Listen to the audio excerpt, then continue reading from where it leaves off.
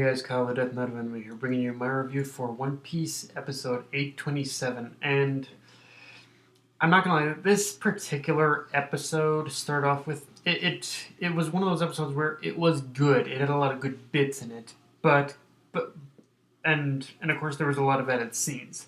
But compared to like the last couple episodes where it did feel like the edited scenes did in fact add something to the story, the edit scenes that Toei did in this episode were a little more hit and miss. But before I get into that, let's kind of start off at the beginning.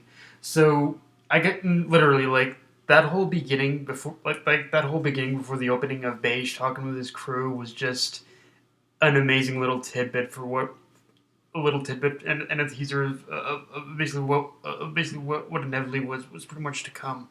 And I was right. The spiky-haired guy was Caesar. What the hell is with that getup and hairstyle? Seriously, I mean, I know Caesar was kind of reduced to comic relief after the Punk Hazard arc. But his design right now is just ridiculous, and as hilarious as it is, I hope it's only temporary. Because if he sticks with this whole ensemble, it'll be hard for me to take him even remotely seriously when by the time this whole arc is over and whatnot. And this guys is coming from someone who's read the manga. Like I was fully aware of going in of basically Caesar's whole rock star gangster type design, and I'm like, bro, take that shit off now. It does not fucking suit you at all. Like, oh my god, seriously, I've read the manga and I knew that was coming, but it's like, geez, even knowing going in, it's like, god damn it, that is ridiculous as hell.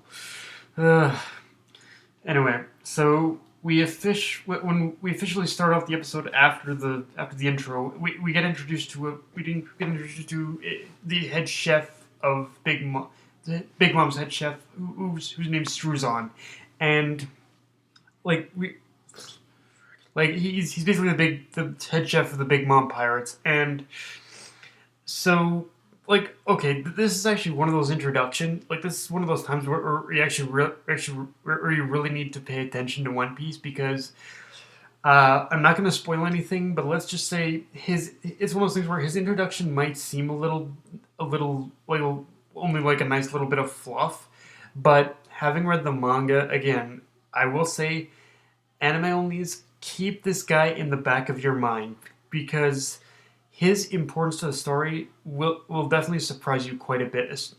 Will definitely surprise you quite a bit after this. Like, honestly, like it's basically around the time where the whole wedding kicks off, when his importance inevitably is going to be coming into play. And trust me, it will surprise you. And yes, it is connected to Big Mom. So yeah, it's I'm holding back all the important stuff, but yeah, just keep Struzan in the back of your minds, everyone, because he is an important character. He isn't just the head chef. But it's One Piece. What do you expect? Everyone gets the spotlight. So yeah. Now that I've kind of fanboyed a bit, let's talk about the stuff Toei extended and added into this episode. And like I said, so the stuff Toei extended to this episode was a little bit more hit and miss compared to the times before, but there were still a couple of scenes they added that I loved. The first scene, and most obvious one, is Charlotte Oven's introduction.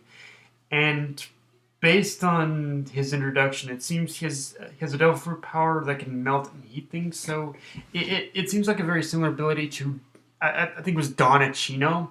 I don't know if anyone remembers that character, but he's basically the antagonist of the filler arc that happened before Thriller Bark. So yeah, I don't know if anyone even remembers that character, but he and Evan just based on Charlotte Evan's introduction, it's obvious that he and Evan have very similar abilities. And I don't know how the whole anime manga thing. I will admit I don't know like who inevitably ends up stealing, who inevitably ends up taking off of who, But it is kind of cool how the anime and manga are kind of taking influence from each other. Like I want to assume that I want to assume that Oda had this character planned a long time ago. So in a way, our introduction to Donachino was, you could argue, the whole Donachino filler arc. It was kind of a tease to, it was almost kind of a tease to what we would end up getting later in this arc. So yeah, I don't know. Like that's just my whole thing about it. I don't know if anyone else is gonna feel that way. But yeah, it is kind of cool how they do seem to have similar powers. Um, the other edit scenes I liked is basically pretty much the whole thing of Lola rejecting Prince Loki. And definitely, while we're on the subject of Lola rejecting Prince Loki, it's after hearing what Chiffon had to say, I really want to see full disclosure of what happened between Big Mom and the Giants, because we've definitely got, up to this point, we've definitely got little tidbits here and there. We definitely know that something went down between them. Definitely something, like, it's obvious that Big Mom was at one point definitely allies with Big Mom, but something happened where they ended up getting, where there ended up being a split in their whole relationship. And now she's just trying desperately in order and now she's trying desperately in order to get that friendship, or just alliance back. And it's one of those things where it's really kind of amazing how a single rejection pretty much intensified Big Mom's obsession and hatred with the Giants, so much so to the point where she'd actually abuse her own daughter for something she can't help. I'm talking about Chiffon here. Like, yeah, like, Big Mom, what the actual fuck? Chiffon is your daughter, and you're abusing her because she looks like Lola. Are you fucking kidding me? Like, seriously? Ugh. Like, yeah, like, if anything, for something she can't help.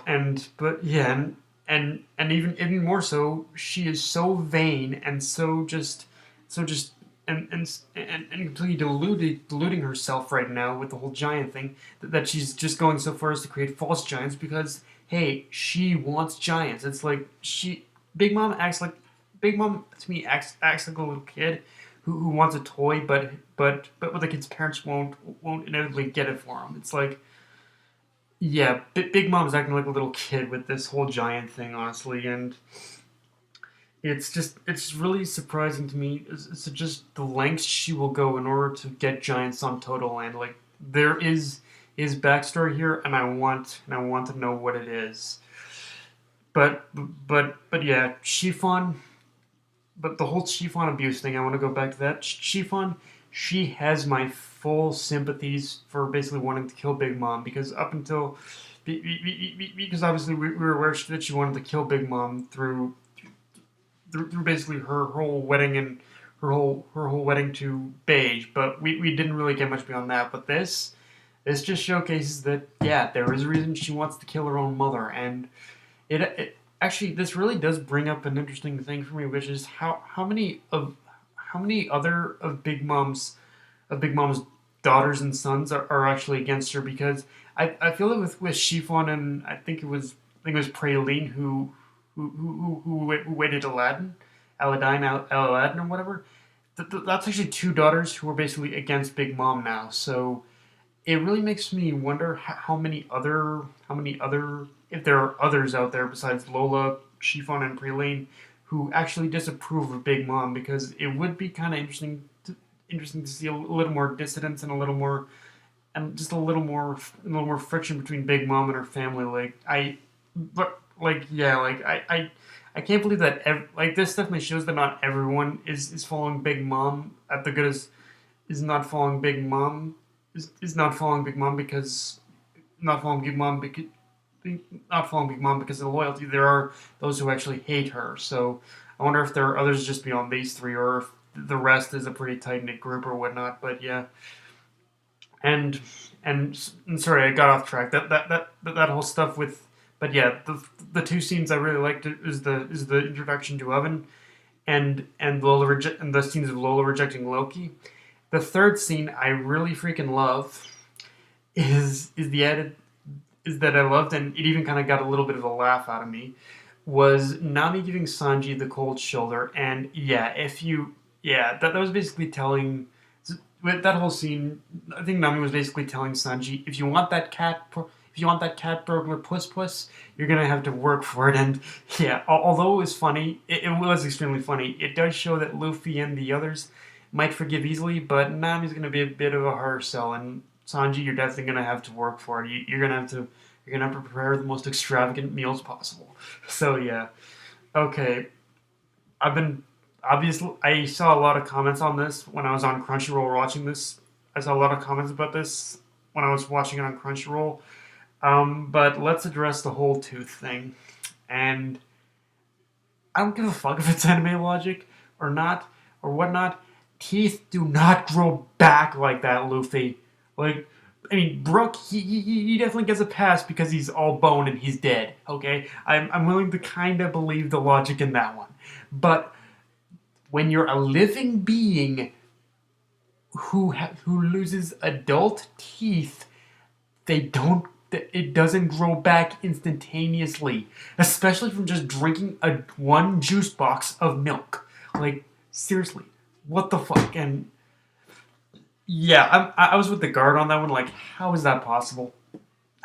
How is that possible? Like, yeah. But yeah, guys.